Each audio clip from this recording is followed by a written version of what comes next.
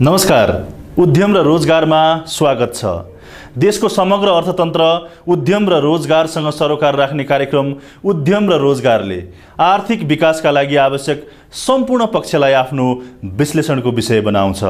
उद्यम, श्रम, वैदेशिक रोजगार, पुँजी, शिक्षा एवं संगठन सबै पक्षको आवाज हो कार्यक्रम उद्यम र रोजगार। कार्यक्रमको सुरुवात गरौँ गत साताका समाचार गतिविधि हाम्रो न्यूज सेगमेन्टबाट।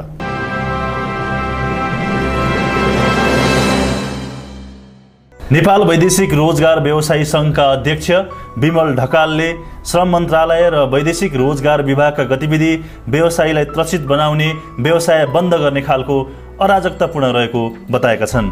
संघका तर्फबाट वैदेशिक रोजगार विभागका नवनियुक्त महानिर्देशक केदार बहादुर बोगटीलाई स्वागत गर्दै अध्यक्ष ढकालले वैदेशिक रोजगार व्यवसायीहरू ऐन नियम पालना गरी सरकारलाई सहयोग गर्न तयार रहेको बताए। अहिले वैदेशिक रोजगार व्यवसाय र व्यवसायीलाई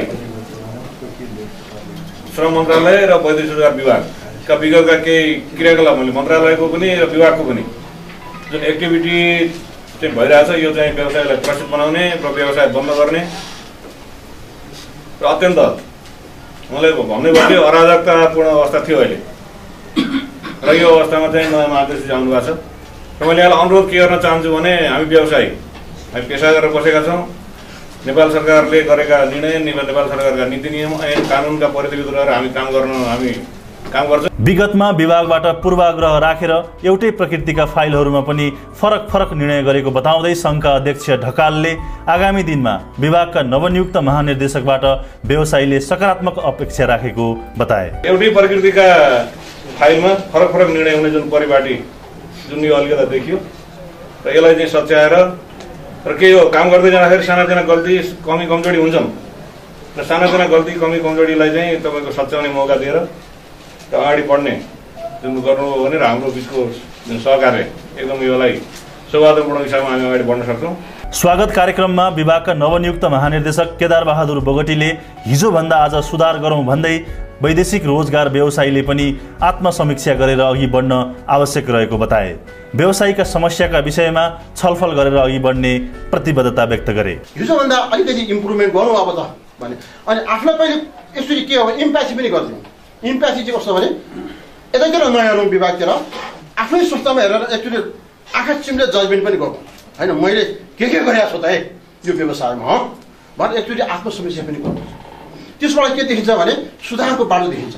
त्यहाँ सुधार अब म सुधार गर्छु, म 1 नम्बरबाट सुरु गरौँ, 1 नम्बर 2 नम्बर 3 नम्बर 4 नम्बरसम्म सुधार गर्छु भनेर हरेक 756 जना एउटा व्यवसायी मित्रहरूले गरिदिनु भयो भने वैदेशिक रोजगार क्षेत्रलाई सरकारले मात्र सुधार गर्नुपर्छ भन्ने होइन, वैदेशिक रोजगार व्यवसायीहरूलाई पनि सहयोग गर्न आग्रह गर्दै विभागका महानिर्देशक बोगटीले विभागबाट दिने सेवामा ढिलासुस्ती हटाउँदै फाइल हराउने जस्ता समस्या आउन नदिने प्रतिबद्धता व्यक्त गरे।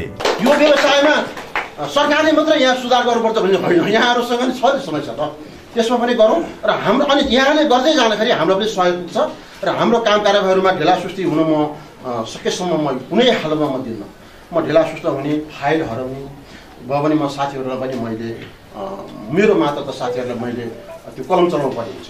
त्यो कलम चलाउन फेरि मलाई आउँछ, मैले म कलम चलाउन पनि जान्दछु र म जति हँसिलो पनि छु, जति सरल छु, जति सिम्पल छु, म त्यति कम्प्रेस पनि छु म। यसैबीच विभागका नवनियुक्त महानिर्देशक बोगटीले श्रमग्राम ताहाचल स्थित काठमाडौँ कार्यालयको काम कारबाहीका बारेमा निरीक्षण गरेका छन्। सो अवसरमा महानिर्देशक बोगटीले सेवाग्राहीको काम छिटो छरितो सम्पन्न गर्न निर्देशन दिँदै वैदेशिक रोजगार व्यवसायीले लिने शुल्क पारदर्शी हुनुपर्नेमा जोड दिए। लागत शुल्कका विषयमा व्यवसायीसँग छलफल गर्न सरकार तयार रहेको पनि बताए। यो कति लिने हो त्यो पारदर्शी नै हुनुपर्छ र व्यवसायिक साथीहरूले पनि अब अलिकति आफूलाई अलिकति त्यस विषयमा सरकारको कुरोलाई अलिकति मनन गर्नुपर्छ भन्ने मेरो अनुरोध पनि छ। उहाँले नै मनन गर्नु पर्यो र सरकारी पक्षले पनि अब ज्यादै कामै गर्न नसक्ने गरी व्यवसाय नै बन्द हुने गरी दरेर राखेको हो भने त्यसमा हामी छलफल गरौँ, विचार विमर्श गरौँ कहाँनिर कति दर रेट राख्दाखेरि ठिक हुने हो, सेवा र प्रबन्धन खर्च शुल्क, त्यो पनि एउटा हामीलाई आगामी दिनमा हामीले छलफल गर्नुपर्ने विषय छ। गत असोज 15बाट भरतराज सुवेदीले उमेर हदका कारण अवकाश पाएसँगै बोगटीले असोज 17 गतेबाट वैदेशिक रोजगार विभागको महानिर्देशकको जिम्मेवारी सम्हालेका हुन्।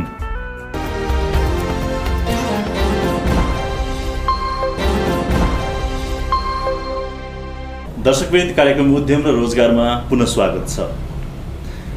संविधान सभाले संविधान बनाएसँगै देशले सकारात्मक दिशा लिन्छ र समृद्ध नेपाल बन्छ भन्ने सबै नेपालीले, राजनीतिज्ञले, उद्योगी व्यवसायी सबैले अपेक्षा गरेका थिए। तर असोज 3 गते संविधान जारी भएसँगै सबैको अपेक्षामा तुषारपात भएको अथवा अपेक्षा गरे बमोजिम नभएको देखिँदैछ। जब संविधान घोषणा भयो, केही मधेसवादी दल लगायत सबैले र जनजातिले पनि हाम्रा मागहरू, हाम्रा अपेक्षाहरू पुरा भएनन् भन्ने सँगसँगै आन्दोलन जारी राखे, घोषणा गरे, अझ सशक्त बनाए। तर यो आन्दोलनले एउटा नेपालीले के पाउँछ? अझ भनौँ उद्योगी व्यवसायी जसले संविधान घोषणा भएसँगै हामी लगानीको वातावरण पाउँछौँ र लगानी गर्न तयार छौँ भनेर एउटा प्रोजेक्ट तयार पारेर बसेको अवस्था थियो। अझ पछिल्लो समय हामी यो कार्यक्रम तयार गरिरहँदा अत्यावश्यक वस्तुहरू, पेट्रोलियम पदार्थ, त्यसै गरी औषधि समेत नपाएर मानिसको ज्यान जान लागेको, आवत जावतमा समस्या परेको र हरेक नेपालीले पीडा भोग्नु परेको अवस्था छ। यसै सन्दर्भमा केन्द्रित रहेर उद्योगी व्यवसायीको अपेक्षा सँगसँगै अबको नेपाल कस्तो होला र अहिलेको यो समस्याको समाधान कसरी निकाल्न सकिन्छ, यसै सन्दर्भमा छलफल गर्छौँ। आज हामी बीच देउराली जनता फार्मास्युटिकल्सका कार्यकारी निर्देशक समेत रहनुभएका नेपाल उद्योग परिसङ्घका वरिष्ठ उपाध्यक्ष हरिभक्त शर्मा हुनुहुन्छ। यहाँलाई कार्यक्रममा स्वागत छ। धेरै धन्यवाद। आराम हुनुहुन्छ? एकदम ठिक छ। अब यो अवस्था यस्तै होला अथवा तपाईँहरू जुन अपेक्षा गर्नुभएको थियो, मैले भूमिका पनि पृष्ठभूमि पनि बताएँ, जुन यहाँहरूले भन्नुभएको थियो संविधान जारी होस्, संविधान जारी भएसँगै लगानीको वातावरण बन्छ, हामी लगानी गर्न तयार छौँ, विदेशी एफटिआई पनि आउँछ भन्ने कुरा थियो, यस्तै हो तपाईँहरूको अपेक्षा? अब हाम्रो अपेक्षा त निश्चय नै हरेक नेपालीको र विशेष गरी निजी क्षेत्रको अपेक्षा, एउटा उद्यमशीलता बोक्न चाहने म जस्तो नेपाली उद्यमीको अपेक्षा निश्चय नै योभन्दा धेरै थियो। हामीलाई संशय के थियो भने संविधान ल्याउँदैमा सबै कुराहरू चाहिँ पूर्ण रूपमा एकदम शान्त भएर विकासको लहर भोलिपल्टै आइहाल्ने होइन भन्ने हामीलाई धेरै हदसम्म चाहिँ ज्ञान थियो। तर नेताहरूले हामीलाई त्यही पढाइरहनु भयो। संविधान आएपछि नेपालको सारा चिजका चाहिँ समस्याहरू हामी समाधान गर्छौँ, संविधान नभएको कारणले चाहिँ यस्तो भएको हो भनेर जुन हिसाबको दीक्षा, जुन हिसाबको सपना नेपालका राजनीतिक दलहरूले बाँडेका थिए, ती सपना बाँड्नेहरूका पछाडि चाहिँ हामीलाई के लाग्छ भने सपना बाँड्न मात्रै उत्कृष्ट कला भएका नेताहरू चाहिँ नेपालमा धेरै रहनुहुन्छ, धेरै हुनुहुन्छ। उहाँहरू डेलिभर गर्ने, अर्थतन्त्रलाई चाहिँ सुदृढ बनाउने, नेपालमा उत्पादनशील उद्योगहरूको विकास गरेर लगानीका अवसरहरू सिर्जना गर्ने त्यस्ता काममा नेपालको राजनीतिक नेतृत्व धेरै पछि छ। जहिलेसुकै राजनीतिलाई चाहिँ फोकस गरेको हुनाले नेपालको अर्थतन्त्र कति भल्नरेबल छ, कति कमजोर अर्थतन्त्रको धरातलमा बसेर हाम्रो नेपालको राजनीतिक नेतृत्वले नेपाल हाँकिरहेको छ भन्ने हेर्नलाई यो अहिले भर्खर भएको नाकाबन्दी र त्यसबाट सिर्जित समस्याहरूलाई हेर्दा थाहा हुन्छ। त्यस कारणले चाहिँ मेरो अनुरोध के छ भने संविधान आयो, यसलाई जे जस्तो तरिकाले संवैधानिक प्रक्रिया पुरा गरेर ल्याइएको छ त्यो निश्चय नै एउटा प्रजातान्त्रिक अभ्यास हो। हामी जनताले भोट हालेर गएका प्रतिनिधिहरूले त्यो बनाएर ल्याएका हुन्, त्यस कारणले त्यसलाई एकातर्फ स्वागत गर्न जरुरी छ भने अर्कोतर्फ त्यसमा रहेका कमी कमजोरीहरूलाई सुधार गरेर अहिले तराई मधेसमा भएको आन्दोलनलाई समेत, त्यो आन्दोलनमा लागेका पक्षहरूका भावनाहरूलाई समेत समेट्ने गरी संविधानमा संशोधन गर्ने र नेपालमा रहेको अहिलेको यो सबैभन्दा अप्ठ्यारो परिस्थितिलाई नेपालका सबै व्यवसाय, सबै नेपाली जनताले जुन हिसाबको हामी दुःख पाएका छौँ त्यसबाट बाहिर निकाल्ने काममा पनि त्यत्तिकै तदारुकताका साथ सबै राजनीतिक दलहरू लाग्नुपर्छ। सबै जसरी यहाँले अनुरोध पनि गर्नुभयो, संविधान जारी भयो, केहीले स्वागत गरे, दीपावली गरे, कसैले कालो झन्डा देखाए, ब्ल्याकआउट गरे, तर एउटा नेपाली, एउटा उद्योगी उसलाई संविधान जारी होस् अथवा त्यसको विरोध होस्, तर जुन अहिले समस्या देखिएको छ नि, तपाईँहरूले महिनौँ कर्फ्यू लागेको अवस्था छ, नाकाबन्दीको अवस्था छ, दङ्गाग्रस्त क्षेत्र घोषणा गरिएको छ। अब एउटा उद्योगीले लगानी गर्ने र त्यसको प्रतिफल लिने कुरा होला, तर उद्योगी सञ्चालन गर्न नपाउने, तोडफोड गर्ने, सरकारले कुनै त्यो सुरक्षाको प्रत्याभूति दिनै नसक्ने, यो कस्तो अवस्था? अब मैले बुझेको चाहिँ के हो भने अघि नै मैले भने नि हाम्रो नेपालको राजनीति चाहिँ सपना बाँड्नमा मात्रै सीमित रह्यो। अब गएको 7-8 वर्ष जे जस्तो चाहिँ हामीले यो हिसाबले जुन प्रजातान्त्रिक पद्धतिलाई विश्वास गरेर गणतन्त्र नेपालको स्थापना गर्छ भन्यौँ या सङ्घीय गणतन्त्रको स्थापना गर्छौँ भन्यौँ, त्यसको लागि बेसिक फन्डामेन्टल काम त यो 8 वर्षमा गर्नु पर्थ्यो नि त। आखिर राजनीति गर्ने दलहरू त यिनीहरू नै हुन्, जनताले भोट दिएका दलहरू पनि उहाँहरू नै हो। जनताको अभिमतबाट आएको कुनै पनि सरकारले जनतालाई एउटा त न्याय दिन सक्नु पर्यो, शान्ति सुरक्षा प्रदान गर्न सक्नु पर्यो, उसका आकाङ्क्षा र अपेक्षाहरूलाई सुदृढ तरिकाले पुरा गर्नेतर्फ आफूले काम गर्न सक्नु पर्यो, सुशासन दिन सक्नु पर्यो। सुशासन भन्ने बित्तिकै भ्रष्टाचार न्यून भएको सरकारी संयन्त्र जसले जनताका आवश्यकताहरूलाई यथासम्भव चाँडो इमान्दारिताका साथ निर्वाह गर्छ त्यस्तो खालको सरकारी संयन्त्र निर्माण गर्नु पर्यो। त्यतातिर पनि त काम गर्नु पर्थ्यो नि। हामीले के देखिरहेछौँ भने जहिलेसुकै जब नेपालका राजनीतिक दलहरूले आफ्ना प्रतिबद्धताहरू चाहिँ पुरा गर्ने पिरियडमा जब गभर्नमेन्टमा जाने बाटो खुल्छ तब प्रतिबद्धताहरू बिर्सिन्छन् र नेपाली जनतालाई सपना बाँड्ने मात्रै काममा उद्धत हुन्छन्। तब नेपालमा चाहिँ परिवर्तन ठुलै हुन्छ तर चाहिँ विकास हुँदैन। त्यसो भए नेतृत्व गर्ने जो राजनीति जुन मूल कानुन भनिन्छ, सबैलाई एउटा चाहिँ व्यवस्थित गर्ने राजनीति भनिन्छ, त्यसमा राजनीतिज्ञहरू छन्, यो नेतृत्व फेल भएको मलाई के लाग्छ भने अहिलेको नेतृत्वमा कहीँ न कहीँ खराबी छ। त्यो खराबी नभएको भए हामी यति धेरै पराधीन अर्थतन्त्र चलाउँदैनथ्यौँ। हामी निजी क्षेत्रबाट हामीले गएको 15 वर्षदेखि 20 वर्षदेखि के भनिरहेछौँ भने नेपालमा यसरी आयातमुखी अर्थतन्त्र हामी नचलाउँ, नेपाललाई उत्पादनमुखी अर्थतन्त्रमा बिस्तारै हामी चाहिँ कन्भर्ट गरौँ। एकै दिनमा सम्भव छैन यो कुरा। तर लगानी वृद्धि गर्ने, नेपालभित्र उद्योग धन्दाको विकास गर्ने, उद्योगहरूलाई चाहिँ प्रवर्धन गर्ने नीतिहरू ल्याउने, अर्थतन्त्रलाई चाहिँ जहिलेसुकै हामीले पछाडि पार्यौँ त्यसलाई अगाडि लिएर आउने, अर्थात् अर्थतन्त्रको विकासको लागि, रोजगारीका अवसर सिर्जना गर्नको लागि हरेक नेपालीले स्वाभिमानपूर्वक देशभित्रै काम गर्न पाइने वातावरण बनाउने भनेको के हो? त्यो बनाउनको लागि त लगानी वृद्धि हुनु पर्यो, नेपालको इन्फ्रास्ट्रक्चर राम्रो तरिकाले विकास गर्नु पर्यो, नेपालमा उद्योग धन्दाको विकास हुनु पर्यो, नेपालीहरूले राम्रा विश्वविद्यालयमा नेपालभित्रै पढ्न पाइने वातावरण बनाउनलाई हामीले राम्रा विश्वविद्यालयको स्थापना गर्नु पर्यो। अब विश्वविद्यालय स्थापना गऱ्यो भने हामी कलेजलाई चाहिँ अफिलिएसन दिएर त्यसबाट पैसा लिन थाल्छौँ, त्यहाँ हामी चाहिँ विकृति जम्मा गर्छौँ। हामी विश्वविद्यालयले पढाउने होइन कि विश्वविद्यालय खुल्यो भनेको उसले अफिलिएसन दिने, उसले अर्को कलेजलाई अफिलिएट दिएर अनि त्यसबाट रेभेन्यू लिने, अर्थात् त्यसबाट पैसा कमाउनेतिर हामी लाग्छौँ। त्यस्ता खालका गलत विकृत चाहिँ कार्यक्रमहरूलाई सिर्जना गरेर अनि हामी पोलिटिक्सलाई चाहिँ अगाडि लान चाहन्छौँ। त्यस कारणले नेपालमा धेरै समस्याहरू आएका हुन्। जसरी यहाँले एउटा नेपालको ब्युरोक्रेसी त्यसै गरी राजनीतिज्ञहरूको एउटा जुन चित्रण गर्नुभयो, तर उद्योगी व्यवसायीहरूले पनि यद्यपि यहाँ देउराली जनता फार्मास्युटिकल्सबाट एउटा जुन उत्पादनशील क्षेत्र जुन औषधि जुन त्यसलाई परिपूर्ति गर्ने, आयातलाई विस्थापित गर्दै त्यसलाई निर्यात गर्ने, औषधि उत्पादन गर्ने एउटा उद्योग खोलिरहनु भएको छ। तर उद्योगीहरू अधिकांश चाहिँ ट्रेडिङ बिजनेस गर्ने, एउटा चाहिँ एकदम सर्ट टाइममा प्रफिट कमाउनेतिर पनि बढी लागे। त्यो राज्यले बनाएको नीतिमा उनीहरूले प्ले गरे हुन्।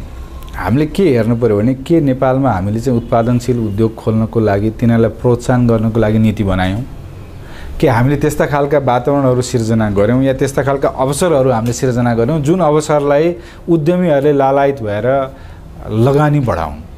जब त्यो हामीले बनाउँदैनौँ, नीतिगत संरक्षण प्रदान गर्दैनौँ, बिजनेसमा त्यसलाई हामी प्रिडिक्टेबिलिटी भन्छौँ। बिजनेस गर्ने मान्छेले प्रिडिक्टेबिलिटी खोज्छ। जब प्रिडिक्टेबिलिटी हुँदैन, अर्थात् भोलि के होला पर्सि के होला भनेर आफ्नो मनमा त्यो खालको चाहिँ एउटा कन्फिडेन्स उसले प्राप्त गर्दैन, त्यसपछिको लगानी भनेको ट्रेडिङमा जान्छ। आयात गर्नुहोस्, अर्काले बनाएको चाहिँ मेटेरियल लिएर आउनुहोस् अनि त्यो मेटेरियललाई बजारमा बिक्री गरेर त्यसबाट प्राप्त गर्ने मुनाफाहरू आफूले चाहिँ सुरक्षित गर्नुहोस्। त्यो चाहिँ सबैभन्दा सजिलो र सबैभन्दा चाहिँ सहज काम हो, त्यसमा कम रिस्क हुन्छ। त्यसो भए जुन यहाँहरूले अपेक्षा गर्नुभएको थियो संविधान आएसँगै एउटा जुन स्थायित्व आउँछ, लगानी मैत्री वातावरण आउँछ भन्ने कुरा त एउटा सपना मात्रै जस्तो देखियो, किनभने नीतिहरू धेरै बाधक थिए, संविधान आफैले पनि त्यसले परिपूर्ति गर्ने थिएन। अहिलेकै संविधानमा पनि हामी निजी क्षेत्रबाट दिएका धेरै सुझावहरू नेपालको राजनीतिक नेतृत्वले राख्न मानेन नि त। हैन। हामीले थुप्रै यस्ता सुझावहरू ल्यायौँ जुन सुझावहरूलाई नेपालमा लगानी वृद्धि गर्नको लागि आवश्यक छन्। यी कुराहरू तपाईँले राख्नुभयो भने नेपाल चाहिँ एक हिसाबले डेस्टिनेसन फर इन्भेस्टमेन्ट हुन सक्छ भनेर हामीले सुझाव दियौँ। अब ती सुझावहरू विविध कारणले थरीथरीको राजनीतिक उहाँहरूका प्रतिबद्धता र अभ्यासको कारणले जब संविधानमा परेनन् भनेपछि संविधान जनताको लागि हक हितको दृष्टिकोणले राम्रो छ। एउटा नागरिकको रूपले कागजमा लेखिएर चाहिँ यदि त्यो हक प्राप्त हुने हो भने अहिलेको संविधानमा लेखिएका छन्, तर डेलिभर गर्ने त्यसलाई जनताको घर दैलोमा पुर्याउने, जनताले आवश्यक पर्दा त्यो आफ्नो हक अधिकारलाई सुनिश्चित तवरले प्रयोग गर्न पाउने भनेको जुन बेला राज्यमा त्यो क्षमता हुन्छ त्यो बेला प्राप्त गर्ने हो। अहिले राज्यमा क्षमतै छैन। राज्यले आफ्नो कर्मचारीलाई तलब खुवाउनलाई त पुग नपुग मात्रै चाहिँ राजस्व नेपालबाट उठाउँछ भनेपछि जनताका अरू अभिलाषाहरूलाई नेपालको विकासको लागि आवश्यक पर्ने पूर्वाधारको लागि, नेपालमा उद्योग धन्दाको विकासको लागि, नेपालीहरूको शिक्षा दीक्षा र स्वास्थ्यमा खर्च गर्नको लागि आवश्यक पर्ने थुप्रै ठुल्ठुला चाहिँ प्रोजेक्ट्सहरू बनाउनको लागि आवश्यक पर्ने साधन र स्रोत कहाँबाट ल्याउँछ?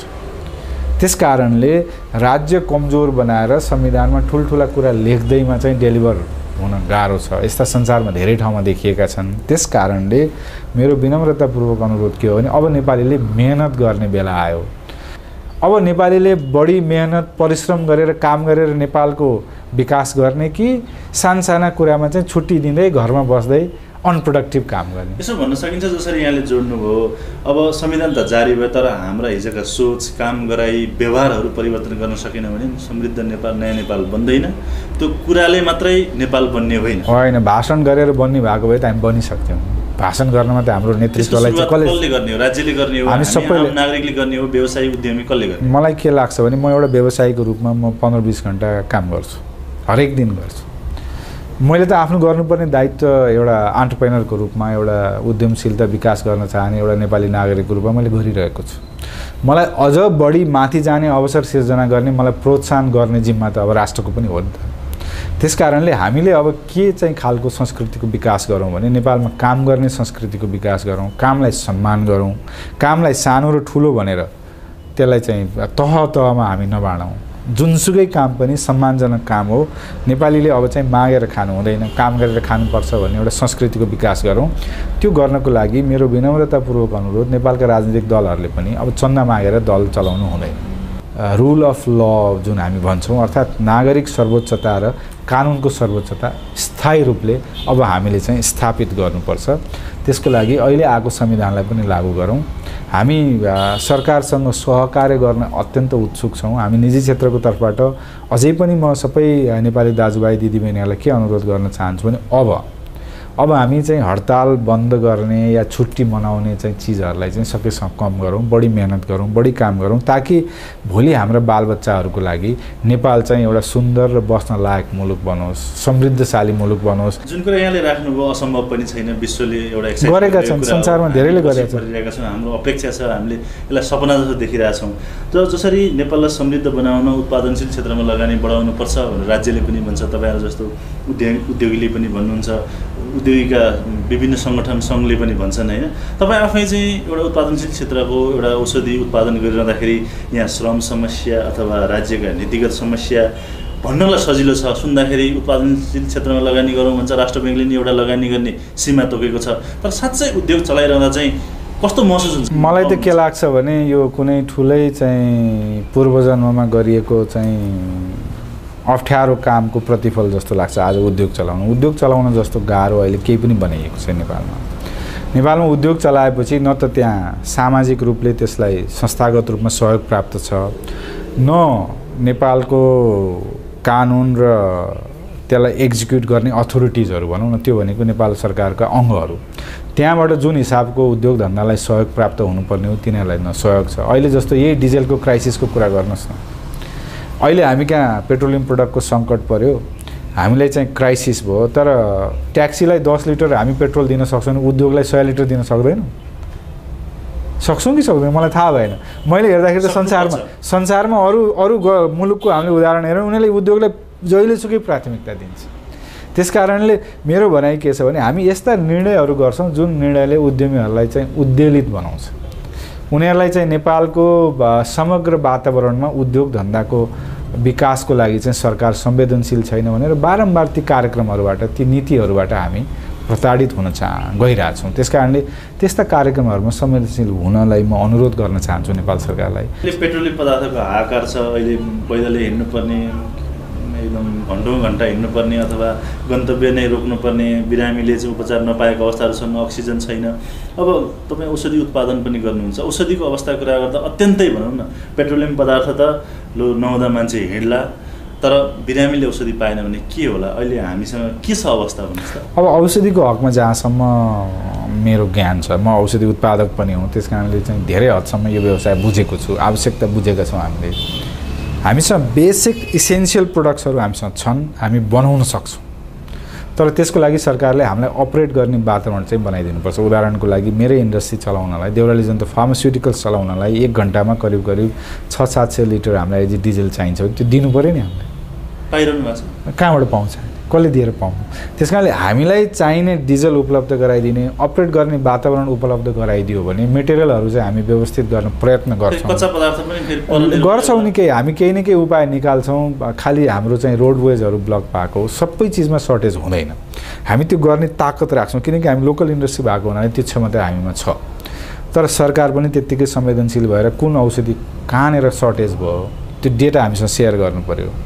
त्यो डेटा मसँग हुँदैन नि। मसँग त मेरो प्रडक्टको मात्रै डेटा हुन्छ, मैले उत्पादन गर्ने वस्तुको मलाई थाहा हुन्छ। तर नेपालमा यदि अरू पनि प्रडक्टको क्राइसिस भयो भने हामी बनाउन उद्यत हुन सक्छौँ, हामी बनाउन सक्छौँ। नेपाली जनतालाई हामीले सक्ने प्रडक्टहरू चाहिँ बनाएर दिन्छौँ र नेपालको स्वास्थ्य सेवाले चाहिँ धेरै हदसम्म गएको 20 वर्षमा राम्रो आफूलाई चाहिँ सुधार गरेको छ, उन्नति गरेको छ। यसले औषधि उद्योगहरूले पनि हामीले राम्रो काम गर्न प्रयत्न गरेका छौँ। यति धेरै व्यवधानका बावजुद पनि नेपालमा हामी 40% औषधि बनाएर नेपालको बजारलाई हामी दिइराखेका छौँ। यदि सरकारले हामीलाई सहयोग गरेको भए हामी 80% नेपालभित्रै बनाउन सक्छौँ। यस्तो अवस्थामा अब समृद्ध नेपाल बनाउने या लगानी बढाउने स्थिति त देखिँदैन। लगानी बढ्ने स्थिति चाहिँ यस्तै रहने हो भने त कसरी रहला र? अहिले भयभरका उद्योग धन्दा बन्द हुने अवस्थामा पुर्याएर उनीहरूलाई चाहिँ त्यो भोलि उठ्नै नसक्ने गरी थला पर्ने खालको वातावरण बनाएर फेरि हामी चाहिँ नेपालमा भयङ्कर ठुलो औद्योगिक क्रान्ति गर्छौँ भन्यो भने त्यो मिथ्या हुन्छ। हामीले गर्नुपर्ने काम के हो भने म त्यसरी चाहिँ भन्न चाहन्छु। पहिलो काम घरभित्र, त्यो भने नेपालभित्र शान्ति स्थापना गर्नु पर्यो। त्यसको लागि सरकारले सबै अवयवहरू चलाउनु पर्यो, नेतागणहरूले काम गर्नु पर्यो। दोस्रो, संविधान आयो, त्यस कारणले अब त्यो रुल अफ ल प्रिभेल गराउनु पर्यो। त्यो भने कानुनी सर्वोच्चता हुनु पर्यो। अब कानुनभन्दा माथि नेतागण पनि हुनु भयो। नेताहरू पनि कानुनमाथि, संविधानमाथि चाहिँ जथाभावी काम गर्ने प्रवृत्तिलाई अब सबैले छोड्नु पर्यो, संविधान मान्नु पर्यो। र तेस्रो नम्बरमा हामीले चाहिँ नेपालभित्र लगानीका अवसरहरू अब हामी सिर्जना गर्छौँ, कानुनहरू परिमार्जन गर्छौँ भनेर अबको संसदले लगानी सम्बन्धी कानुनलाई तदारुकताका साथ लिबरल बनाएर संसारका अरू उद्यमीहरू र नेपालभित्रका उद्यमीहरूले त तछाड मछाड गरेर लगानी गर्न आफूलाई लालायत बनाउने खालका कानुनहरूमा संशोधन गर्नुपर्छ। त्यो अनुसारका सबै खाले उद्योग धन्दालाई चाहिँ सहज हुने खालका कानुनहरूको परिमार्जन गर्छ। करिब 22वटा त्यस्ता कानुन छन् जसको परिमार्जन आवश्यक छ। संविधान आयो, यसलाई सुधार पनि हामी गर्दै जाउँला, तपाईँहरू गर्नु होला। तर सँगसँगै लगानी वृद्धि गर्ने, शान्ति स्थापना गर्ने काम पनि गर्नुहोस्। र चौथो नम्बरमा चाहिँ नेपालको धेरै लामो समयदेखि स्थानीय संयन्त्रहरू चाहिँ निर्वाचित प्रतिनिधिहरू नभएर धेरै उद्योग धन्दाले दुःख पाएका छन्, जनताले दुःख पाएका छन्। त्यसकारणले त्यो स्थानीय निर्वाचन चाहिँ सकेसम्म चाँडो गर्नुहोस् ताकि स्थानीय रूपमा उद्योग धन्दाले सपोर्ट लिन सक्दाखेरि त्यहाँको लोकल इलेक्टेड बडीसँग काम गर्न सकोस्। यदि यो गर्ने खालको वातावरण बन्यो भने मलाई लाग्छ नेपालमा अहिले देखिएको यो विषम परिस्थितिबाट पनि नेपाली जनता चाहिँ बाहिर आउन सक्छ। नेपालमा अहिलेको विषम परिस्थितिका बावजुद पनि हामीले साँच्चै नै केही गर्न सक्छौँ र आशा गरौँ हाम्रो नेपाल पनि केही हो अथवा गरेर देखाउँछौँ भन्ने एउटा दृढ विश्वास भयो भने गर्न सकिन्छ। होइन, पहिलो कुरा त हामी परिवर्तन गर्नुपर्छ। हामी भन्ने बित्तिकै सबै नेपाली र सबभन्दा बढी चाहिँ माथिल्लो पदमा बस्ने, नीति निर्माण गर्ने, राज्य सञ्चालन गर्ने, हामी लगानी गर्ने, हामी चाहिँ केही यस्ता 10-20 हजार मान्छेहरूको चाहिँ हातमा चाहिँ नेपालको भविष्य चाहिँ ड्राइभ गर्ने ताकत छ जस्तो मलाई लाग्छ। त्यसकारणले ती मान्छेहरूले पहिला आफूलाई सुधारेर अनि 2 करोड 80 लाख मान्छेलाई ल आउनुहोस् हामी यसरी काम गरौँ भनेर एउटा चाहिँ बाटो निकाल्नुपर्छ। नेपालको चाँडै विकास हुनसक्छ। 3वटा कारण छन् किन हुनसक्छ। पहिलो कुरा, हामी भारत र चाइनाको बिचमा जोडिएर बसेका छौँ, हामीलाई मार्केट छ दुवैतिर। दोस्रो, नेपालीहरूले दुःख पाएर संसारभरि गएर पढेर लेखेर काम गरेर केही सिकेका छन्, तिनीहरू नेपालमा केही काम गर्न चाहन्छन्। तेस्रो, 21औं शताब्दीमा प्रविधि भने पैसा र एक हिसाबले चाहिँ तपाईँले वातावरण बनाउनु भने संसारको कुनै पनि कुनाबाट ल्याउन सकिन्छ। यो 3वटा कारणले नेपालको धेरै सम्भावना छ। यदि हामीले चाहिँ पोलिटिकल सिस्टम सुधार्यौँ, गभर्नेन्स सुधार्यौँ, हामी चाहिँ इमान्दार भयौँ भने नेपालमा धेरै ठुलो चाहिँ परिवर्तन ल्याउन सकिन्छ। त्यतातिर हामी सोचौँ। हामी सबैको सोच, विचार र कार्यशैली परिवर्तन होस् र समृद्ध नेपाल बनाउन हामी सबै नेपाली एकजुट हुन सक्छौँ। लाग्नुपर्छ, इमान्दार भएर लाग्नुपर्छ। भ्रष्टाचार मुक्त देश बनाउँछु भनेर कमसेकम आफ्नो हृदयमा एउटा कमिटमेन्ट गर्नुपर्छ, अनि सम्भव हुन्छ। कार्यक्रममा समय दिनुभयो यहाँलाई धेरै धेरै धन्यवाद। यहाँले मलाई आफ्नो विचार राख्ने अवसर दिनुभयो, म आभारी छु। उद्यम र रोजगारका साथ